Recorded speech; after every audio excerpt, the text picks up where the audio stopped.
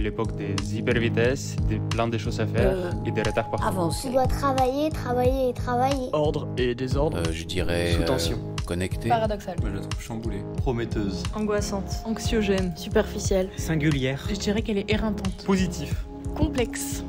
Vous écoutez Craquer l'époque, le podcast des imaginaires politiques. Bonjour à toutes et à tous. Aujourd'hui, nous avons le plaisir de poursuivre notre rencontre avec l'écrivaine et chercheuse Sandra Devivier. Sandra Devivier, bonjour. Bonjour. Alors, la semaine passée, nous avons échangé ensemble essentiellement sur votre premier travail Vivace, publié aux éditions La Place en 2021.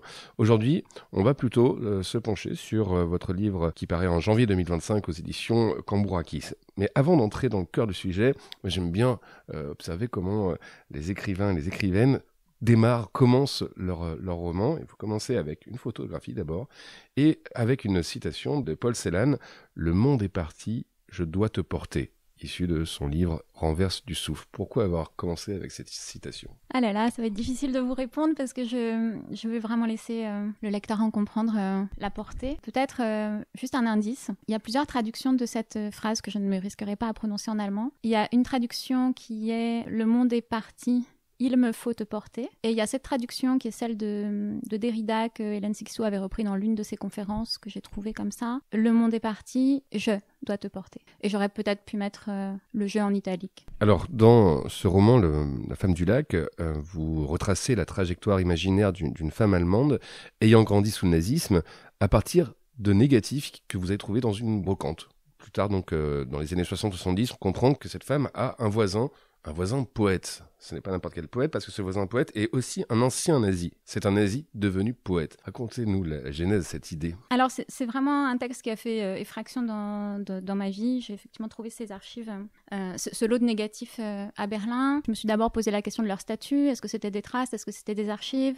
Est-ce que, donc pour reprendre la distinction de Derrida, est-ce que c'était juste des photos comme ça, vernaculaires, qui n'avaient fait l'objet d'aucun choix politique, de conservation ou pas. Finalement, je me suis rendu compte que même si elles émanaient de la sphère privée, c'était quand même des archives parce qu'elles étaient pétries de politique. Et bref, j'ai trouvé ces négatifs et ça a vraiment renversé tout ce que j'étais en train de faire.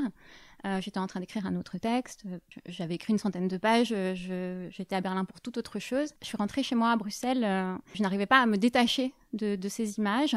Je me souviens que j'ai mis l'eau dans le compartiment des grains de café dans la machine. Enfin, vraiment, j'étais extrêmement perturbée par ces images, sans bien comprendre pourquoi.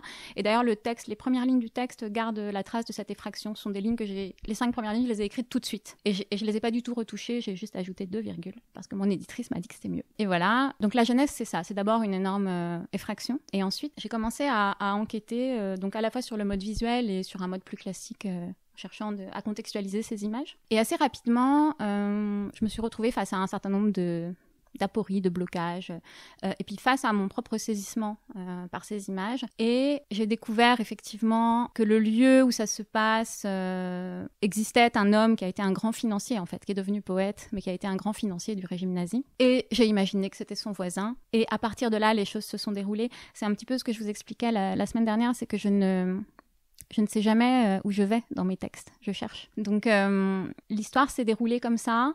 Et à un moment donné, quand j'ai observé cette forme de contamination entre les images, à travers les images, cette forme de connexion qui se passait entre différents temps et aussi entre deux femmes, celle que j'ai appelée la femme du lac et la narratrice. Lorsque j'ai observé cette connexion qui se passait aussi depuis le féminin, mais depuis l'intime aussi, j'ai décidé de suivre ce fil-là. Je pense que ce qui m'a beaucoup encouragée à le faire aussi, c'est tout ce que j'avais pu lire sur la part historique et sociale de l'inconscient. Parce qu'en fait, pour concevoir que deux temps puissent cristalliser depuis l'intime de deux femmes, il faut penser que dans l'intime, il y a du temps.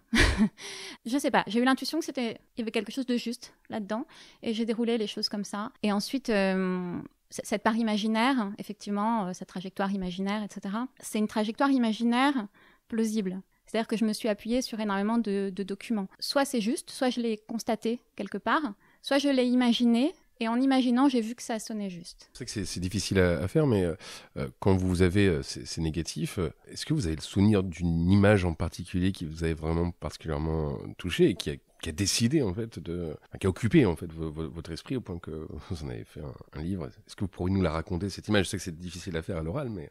C'est celle de la femme du lac. Ce qui est assez saisissant, c'est qu'il y avait à peu près 200 négatifs et que c'est la première que j'ai vue, alors qu'elle est sur 2 images en tout et pour tout, sur 200. Et donc la première que j'ai prise dans mes mains, c'était celle-là, son visage était coupé. C'est très difficile Maintenant, j'ai le recul sur le texte, donc il y a plein de choses que j'ai objectivées, mais... C'est très difficile de dire ce qui, à ce moment-là, a fait que je n'ai pas pu m'en détacher. Ce qui est sûr, c'est que j'ai arrêté tout ce que j'étais en train de faire pour faire ça. Dans ce roman, il y a une visée politique assez évidente. C'est que vous décrivez et réfléchissez la monstruosité du nazisme. Vous étendez aussi la réflexion sur les modes de vie contemporains, sur notre rapport aux normes. Et j'ai choisi un extrait que je vais lire. « Les temps ont changé et on ne considère plus personne comme perdu pour le peuple. On considère tout au contraire qu'il appartient à chacun de se mettre en ordre de marche. La charge de la norme a été transférée de la collectivité à l'individu. Se conformer n'est qu'affaire d'acier de caractère. Sidérurgie de l'homme tout entier, fait de mental, qui ne semble pas tant relever d'une forme de virilisme que d'une forme de totalitarisme, car il n'est pas possible de faire autrement, de faire sécession. Qui n'est pas fort, qui ne veut pas appartenir à cette communauté, cette race des forts, qui ne se comporte pas comme un fort, n'exerce pas surtout un travail de fort, c'est-à-dire strictement encadré et productif, se voit couper les vivres. Autre manière, la langue le dit très justement, et la langue comme le corps en certains cas nous précède, de couper la vie. Mais retourner contre soi la violence de la norme, se jeter dans cette lutte perdue d'avance en vue de satisfaire à des critères inatteignables, multiplier les stratégies de contournement, prendre sur soi, s'épuiser, se cacher, je me demande, et cela m'effraie, si cela ne revient pas à créer les conditions de sa disparition. L'intériorisation de la charge de la norme s'accompagnerait dans ce cas de l'intériorisation de la charge de la mort. Ce qui est très difficile quand on met en parallèle deux époques comme celle du nazisme et la nôtre, c'est que quand même, on ne peut pas tout à fait dire que c'est la même chose. En même temps, on peut très bien veiller à ne pas faire d'anachronisme et repérer certains mouvements rémanents ou qui se transforment. Sur cette idée, précisément, là, dans ce bout de texte qui est vraiment une part de recherche, c'est-à-dire que j'arrive à cette observation qui vaut ce qu'elle vaut, qui n'engage que moi, par l'histoire que je suis en train de raconter. Je n'avais jamais pensé les choses dans ces termes. C'est par ces 2 histoires mêlées que j'arrive à ça. Je lisais il n'y a pas très longtemps Le temps éclaté d'André Green, et qui est très intéressant pour plein de choses, et notamment parce qu'il met en parallèle l'hétérogénéité des temps et la manière dont les temps se stratifient dans la psychanalyse et dans l'histoire. Mais il y a un autre aspect qui m'a intéressée et qui renvoie directement à ce passage que vous avez lu, c'est lorsqu'il parle du self, du soi. C'est trop flou dans ma tête pour que je résume le passage, mais à un moment donné, il explique que par cette... donc la question du soi, du self, c'était avant la psychanalyse, c'est quand on considère que l'individu peut se raisonner et domestiquer en fait tout ce qui dépasse. C'est les herbes folles, par exemple. Et que voilà, les pulsions, les sentiments, etc., tout ça relève... Je ne sais pas si ça relève de la faiblesse, mais en tout cas de ce qui n'est pas admis. Et il disait, avec cette loi du self, du soi-même, l'inutilité, l'indocilité seront un jour pathologisées et punies par la loi. Donc il écrit ça, je crois que c'est en 2000 ou 2002, il y a 20 ans. Je pense que c'est délicat de mettre en parallèle les temps. En même temps, je pense que c'est absolument nécessaire, et que c'est absolument nécessaire aussi de voir les rémanences, les choses quand même qui se mettent en place et qui ne sont pas anodines et qui peuvent effectivement conduire à la mort. Parce que lorsqu'on enferme dans certaines normes, qu'on accule finalement les personnes à vivre d'une manière qui n'est pas acceptable pour elles, on aboutit à tout un tas d'ailleurs de problèmes contemporains, des burn-out, des suicides, voilà. Ce que je n'ai pas dit, c'est que même dans la mise en page, il y a des blancs, vous laissez des blancs dans certains des espaces, vous passez la ligne, il y a, en fait, je ne sais pas trop comment le dire, mais dans l'occupation de l'espace de la page, alors là, sur le coup, vous êtes, je ne sais pas si c'est une forme d'indocilité par rapport à la page et en fait à la nécessité du cadre, ou alors si vous la potentialisez cette page, mais vous inventez plein de choses dans l'écriture, c'est-à-dire que vous mélangez un style, la poésie, le style poétique, avec du récit, parfois même avec de l'essai. Est-ce que vous pouvez dire ce que vous essayez d'expérimenter dans l'écriture? Alors, j'ai lu il n'y a pas longtemps, je crois que c'était dans la revue Catastrophe, mais je m'excuse si je me trompe, que la syntaxe poésie, c'était l'ordre sans le pouvoir. C'est une transposition de la définition de l'anarchie de Proudhon. J'ai trouvé ça très, très juste. Syntaxe poésie que j'étends à toute forme littéraire. Et effectivement, moi, le texte est assez polyforme et je pense qu'il peut l'être, il doit l'être. Puis il faut être un peu indocile. L'espace de la page, c'est aussi l'endroit où on peut l'être. C'est quand même ça, la création. Donc je crois qu'il y a plein de choses là-dedans. Il y a à la fois un souci de faire correspondre quand même le fond et la forme. C'est un texte qui parle beaucoup qui questionne la question de la norme. Donc je n'allais pas le faire en me conformant strictement au canon du roman. Bon, de toute façon, j'en serais bien incapable. Et ensuite, il y a des choses qui sont plus précisément, par exemple, il y a une page blanche qui vient après le mot recueillement, parce que c'est comme une minute de silence avec le lecteur. Étant donné ce qui a été dit, je me dis, on peut pas, après ça, reprendre le récit business as usual. Donc j'essaye aussi de faire respirer cet organisme vivant qu'est le texte et que sa forme suive un petit peu le pouls des choses et lorsqu'on est dans la réflexion, c'est une prose tout à fait classique. Lorsqu'on est dans un moment d'incompréhension ou d'opacité, ça prend d'autres formes. Et je pense qu'on peut tout à fait... je crois que c'est Édouard Glissant qui disait on peut faire des essais qui ressemblent à de la poésie, des romans qui ressemblent à des essais. La question du genre, elle est aussi quand même rattachée à la question de la norme. Donc voilà, après, ce sont des expériences. Ceux qui le liront diront si ça marche ou pas. Mais en tout cas, pour moi, c'est essentiel de faire les choses comme ça. Vous assurez que pour moi, ça a marché à plusieurs reprises, et notamment votre façon de mettre en avant, enfin de rendre absolument vivant le récit, pas seulement par les choix des mots, mais même aussi par par la façon dont vous les exposez sur la page. C'est étonnant et en fait, je trouve absolument passionnant. On va écouter une musique donc, que vous avez choisie, Murmuration de Xavier Dubois.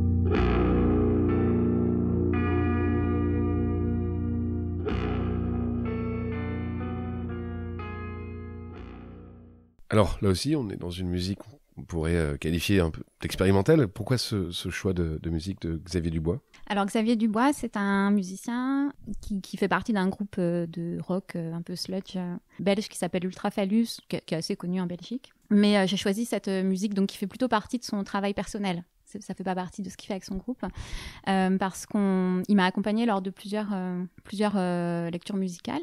Aujourd'hui, on travaille sur une pièce sonore à partir de La Femme du Lac. Donc en fait, j'ai pris le texte, j'ai gardé un tiers et j'ai recomposé une autre histoire.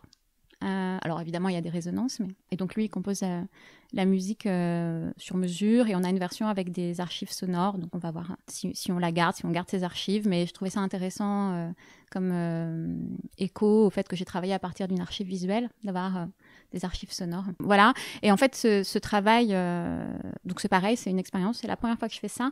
C'est assez intéressant parce que ça permet d'aller dans les angles morts du récit, en fait, de reprendre le texte, de le retravailler autrement, de le penser pour un autre mode de partage. J'ai encore vu d'autres choses dans mon récit. C'est pour ça que la recherche, en fait, ne s'arrête pas une fois le texte écrit. De la même manière que mes textes sont assez liés entre eux, celui que je suis en train d'écrire en ce moment est très lié à La Femme du Lac. Je pense qu'il y a des liens entre Vivace et La Femme du Lac. Et le fait de repartir de la même matière pour faire encore autre chose me permet de continuer cette recherche. Voilà. Et pour la petite histoire, Xavier Dubois, je l'ai connu parce que moi qui n'écoute jamais de musique pour travailler, sinon j'entends pas la musique de mon texte. Étonnamment, lorsque j'écrivais La Femme du Lac et que le matin je relisais ce que j'avais écrit la veille, je me suis mise à écouter ces deux morceaux, Murmuration. Je sais même plus comment je suis tombée dessus. Et voilà, et c'était devenu un peu un rituel comme ça de les écouter quand je relisais ce que j'avais fait la veille. Après, j'arrêtais. Quand j'écrivais, j'arrêtais, mais je relisais avec ça. Un libraire de Bruxelles, à ce moment-là, m'a proposé d'exposer des photos dans sa librairie. Et je lui ai dit, écoute, avec grand plaisir, mais tu sais, je suis pas photographe. Les photos vont toujours avec des textes, donc je voudrais que le texte soit présent d'une manière ou d'une autre. Et il m'a dit, super, fais une lecture, mais ce serait bien avec de la musique. Et je me suis dit, bah oui, il a raison. Et en même temps, à qui je vais demander ça ? Et je me suis dit, mais évidemment, aux musiciens dont j'écoute la musique tous les matins quand je relis ce que j'ai écrit la veille. Et donc je l'ai contacté, et c'est comme ça qu'on a commencé à travailler ensemble. Bah, hâte d'entendre ce qui va sortir de cette... comment on peut appeler ça ? Vous avez appelé ça comment ? Alors c'est intéressant parce que pour moi c'est une recréation. C'est pas une déclinaison, parce que c'est vraiment autre chose, et c'est une recréation. Alors dans ce livre, La Femme du Lac, il y a une obsession pour le mal politique, pour le nazisme en tant que régime qui s'applique à une normalisation totale de l'être. Et vous racontez l'histoire de ces enfants qui sortent de la norme parce qu'ils sont épileptiques, parce qu'ils ont des signes, entre guillemets, d'incapacité sociale. En gros, parce qu'ils sont au bord des normes. On les enferme dans des centres, je vous cite, des centres réservés aux faibles d'esprit, aux enfants qui n'étaient pas éducables, aux idiots et aux malades mentaux. Et dans ces centres, il y a des médecins. Il y a des médecins qui diagnostiquent, qui classent, qui ont le pouvoir de vie ou de mort sur ces enfants. Et il se trouve que l'histoire les laisse relativement tranquilles. On leur demande peu de comptes à rendre. Et vous écrivez ceci, est-ce qu'on peut en rester là ? Comment penser que de tels faits en restent là ? Qu'ils perdent leur réalité avec la fin d'une guerre ou d'une majorité politique idéologique ? Oui, moi je pense pas que ça en reste là. Je pense qu'on est encore très habité par cette période, que La Seconde Guerre mondiale, ce sont plusieurs génocides. Bon, je ne vais pas revenir dessus, tout le monde les connaît. Et notamment ce génocide psychiatrique. Et encore, psychiatrique. Ces enfants n'avaient rien de... Ils n'étaient pas malades, pour la plupart. Ils avaient une particularité, une singularité. Et je crois que c'est Georges Canguilhem, dans sa thèse qui a fait date sur le normal et le pathologique, qui disait qu'en fait... il n'y a pas de notion objective de la pathologie, ça n'existe pas. Elle est toujours fonction de la définition d'une norme à un moment donné dans un contexte historique. Donc, il y a l'opération T4 qui est très connue pour les adultes sous le nazisme où on a tué des handicapés physiques, mentaux, sur des critères absolument fantaisistes. Et ce qui est intéressant, c'est comment on en arrive là, en fait. C'est comment on arrive à se persuader qu'on est dans le juste. Moi, c'est ça, quand j'ai dépouillé un peu cette histoire, c'est la part irrésolue, c'est la chose que j'ai toujours pas comprise.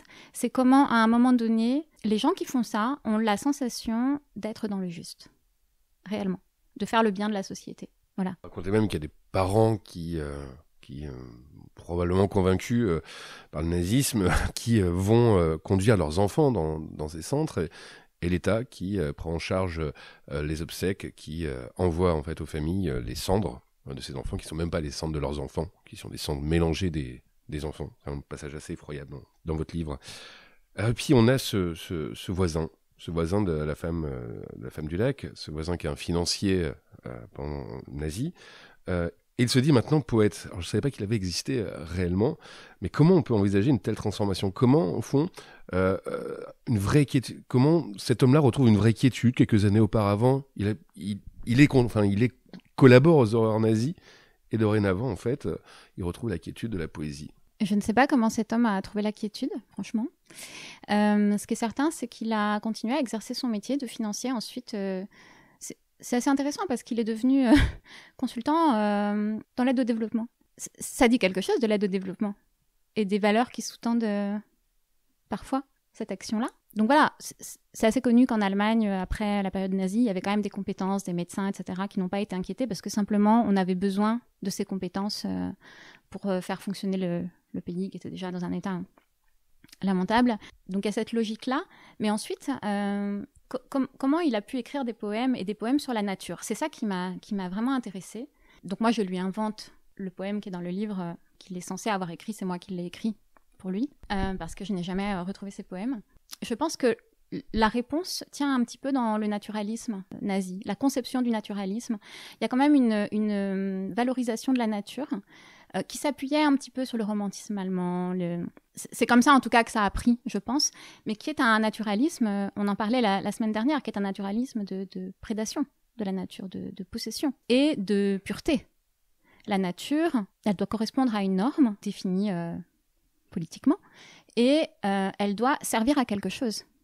Et je pense que cette espèce de proximité de l'adoration de la nature, de l'émotion suscitée par la nature qui venait du romantisme allemand, et ce nazisme qui voit la nature comme quelque chose à façonner à son image, pour son utilité, c'est la rencontre de ces deux choses-là qui rend la chose possible, qu'il ait pu devenir poète. Et un poète qui écrivait, il aurait pu, je sais pas moi, écrire sur l'amour, sur je ne sais pas. Non, il a écrit sur la nature.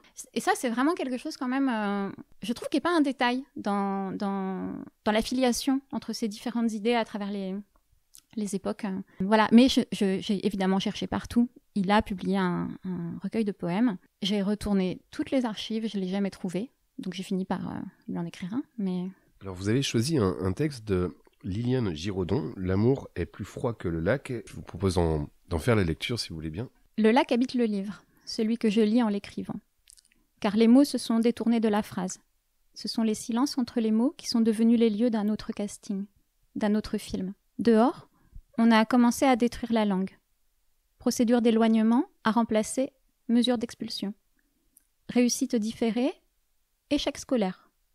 Plan de sauvegarde de l'emploi, licenciement collectif. La mort rôde, comme la honte de survivre sur un mode privilégié dans un monde qui s'étrangle. L'instrument que j'utilise demeure mal tempéré, car il procède par fragmentation.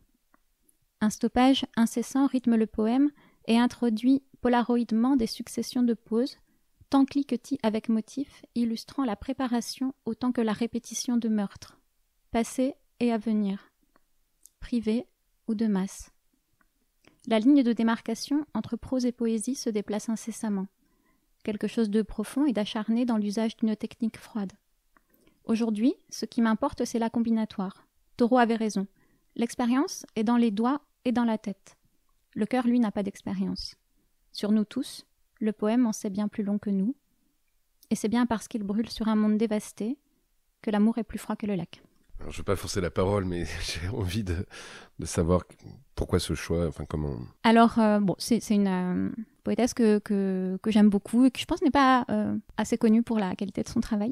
Donc c'est l'occasion d'en parler. Donc L'amour est plus froid que le lac, évidemment. J'avais repéré ce livre il y a une dizaine d'années parce que quand j'ai commencé à écrire La femme du lac, je voyais des lacs partout. C'est un livre de poésie narrative où les images sont importantes, où une histoire est contaminée par une autre et à nouveau par une autre. Et le rêve apparaît un petit peu à la fois comme le creuset et le mortier de ces histoires enchevêtrées. Donc c'est quelque chose déjà qui me parlait. Ce qui est assez marrant, c'est que je m'étais dit je vais pas lire ce livre tout de suite parce que ça va m'influencer, c'est sûr. Alors dans son livre, c'est le lac de la Mouette, le lac de Tchekhov. Mais quand même, je m'étais dit que j'allais pas le lire. Et en fait, quand je l'ai lu après l'écriture, j'étais un peu surprise du nombre de points de contact, aussi bien thématiques que formels entre les deux livres. Et ça m'a amusée parce que pour deux livres qui sont eux-mêmes des livres de contamination, que l'un puisse être contaminé par l'autre a posteriori, évidemment, c'est mon regard, elle serait peut-être pas d'accord. J'ai trouvé ça assez beau. Ensuite, je me retrouve beaucoup, mais j'ai lu, donc, mais je me retrouve beaucoup dans ce qu'elle dit quand elle dit que le lac habite le livre, celui que je lis en l'écrivant. C'est un petit peu ce dont on a déjà parlé. C'est que moi, je fais en faisant. Je découvre moi-même le livre en l'écrivant. Donc, ces simples deux phrases me font me sentir très très proche d'elle. Ensuite, formellement, tout ce qu'elle, sur la ligne de démarcation entre la prose et la poésie qui se déplace tout le temps, le temps cliquetis, j'aime beaucoup cette expression. Voilà, il y a plein de choses dans l'extrait que j'ai lu, dans lesquelles, qui me touchent et dans lesquelles je me reconnais. Mais il y a quand même un thème qu'elle aborde, c'est celui du langage, qui est aussi abordé dans La femme du lac parce que c'était une spécialité nazie de dévoyer les mots, et donc non seulement pour détruire la langue, comme Liliane Giraudon le dit dans son livre, mais je dirais plus loin, pour détruire le sens. Et le fait est que, comme elle et comme bien d'autres, je constate que c'est une manie de notre époque aussi. Et alors ça, l'historien Georges Moss, qui a travaillé sur l'avènement des totalitarismes, a écrit que la brutalisation de la société commence toujours par la brutalisation des mots. Si on prend par exemple la société française, moi la brutalisation par les mots, je la situerais peut-être en 2010, quand Nicolas Sarkozy va à Argenteuil et qu'il dit qu'il va nettoyer la cité au Karcher. Au Karcher, donc on est dans le champ lexical de l'hygiène. Nettoyer, il ne peut pas ignorer la portée de ce mot de nettoyage. Il fait ça en plus. Un petit garçon a été tué à l'époque, je crois qu'il avait 10 ou 11 ans. Donc évidemment, tout le monde est ému, scandalisé par le meurtre de ce petit garçon. Et donc, il instaure ce langage. Il le lie à un certain droit à la sécurité au moment où tout le pays est hyper ému par la disparition de ce petit garçon. Donc en fait, il est dans cette instrumentalisation des émotions que Didier Huberman explique très bien dans La fabrique des émotions disjointes. Donc il parle de la période nazie, qu'on en revient encore là, je suis désolée. Donc voilà, donc il y a une instrumentalisation des émotions. Et ensuite, un exemple plus près de nous. Je me souviens que quand Emmanuel Macron vient d'être élu et qu'il va aux Comores et qu'il dit que les bateaux qui s'appellent les Kwassa-Kwassa transportent du Comorien, il dit pas des Comoriens, ce qui serait la réalité. Il dit du Comorien. Donc là, on est dans le registre du matériel humain. Encore une fois, malheureusement, je suis désolée, mais ça rappelle quand même certaines périodes de l'histoire. Et alors bon, même si ça lui a échappé, qu'il n'a pas vraiment voulu dire ça, j'en sais rien, admettons. On voit quand même bien quelle période le traverse et imprègne son langage et pourquoi pas son action dans ces cas-là. Donc voilà, dans l'extrait qu'on a lu, Liliane Giraudon donne d'autres exemples. Cette euphémisation et ce dévoiement des mots, de mon point de vue, on est vraiment dans la brutalisation de la société, dans le début. Et pour moi, il y a une nécessité de vigilance et peut-être un rôle particulier à jouer pour les gens qui travaillent avec le langage. Alors, on arrive vers la fin de notre entretien, mais c'est vrai qu'on a peu parlé pourtant de ce qui est considérable dans votre travail, puisque tout commence aussi par là, par une image, par des images. Et vous dites, dans une de vos conférences, vous dites que l'image est une façon amplifiée d'être au monde. Je trouvais l'expression très belle. Est-ce que vous pourriez nous dire en quelques mots qu'est-ce que c'est qu'une façon amplifiée d'être au monde ? On revient aux questions de la sensibilité et de l'accès aux différentes temporalités qui nous agissent. Je pense que c'était lié à ces récits photosensibles. C'est façon amplifiée d'être au monde, c'est à la fois un régime d'attention aux formes, ce qu'Abby Warburg appelait les pathos formels, c'est-à-dire aux gestes, aux attitudes corporelles qui deviennent des motifs dans les images et qui renvoient à bien autre chose que ce que la surface, pour revenir à Annie Lebrun, que ce que la surface expose. C'est une manière aussi, lorsqu'on fait de la photographie, même tout à fait en amateur comme moi, on est obligé de beaucoup observer. Et je crois que depuis que c'est une pratique qui est entrée dans mon quotidien, même si elle n'est pas professionnelle, je crois que ça modifie le régime d'attention et que ça oblige à considérer différentes strates des choses et de prendre en compte aussi ses sens. La vue est un petit peu moins dominante paradoxalement quand on fait des photos, parce qu'on est obligé d'anticiper tout un tas de choses. Voilà, je pense que c'est ça, cette manière amplifiée, c'est d'accéder à différentes strates des choses. Alors, c'est une question classique qu'on pose à tous nos invités. C'est qu'allez-vous faire demain ? Qu'est-ce que vous envisagez ? Comment vous envisagez de continuer l'avenir ? Demain, dans un sens... pas demain. Prenez comme vous voulez. Mais je suis en train d'écrire un autre livre. Je suis en train d'écrire un autre livre, cette fois-ci à partir d'images à nouveau. Mais voilà, et c'est encore une histoire de contamination entre deux femmes. Une grande chorégraphe et une de mes proches décédée prématurément. Et donc la danse est très importante dans ce texte. Et ce que j'essaye de faire en ce moment, c'est de trouver des manières de lire dans les mouvements, comme je lis dans les images, à travers la pratique de la danse. Donc j'expérimente différentes techniques pour que l'écriture surgisse du mouvement, en tout cas certaines parties de l'écriture de ce livre à venir. C'est une autre approche qui est plus physique, disons, même si l'approche par les images est aussi très physique. Et voilà, et donc pareil, j'essaye de démêler tout ça. Merci beaucoup Sandra de Vivier, c'était un plaisir de vous rencontrer. On recommande la lecture de votre dernier livre, La femme du lac, qui est paru aux éditions Cambourakis. Merci et bonne journée. Merci beaucoup de votre invitation. Craquer l'époque est un podcast produit par Radio Radio en partenariat avec Collatéral. Cet épisode a été réalisé par Romain Huette. Rendez-vous la semaine prochaine avec un nouvel invité pour questionner l'époque dans laquelle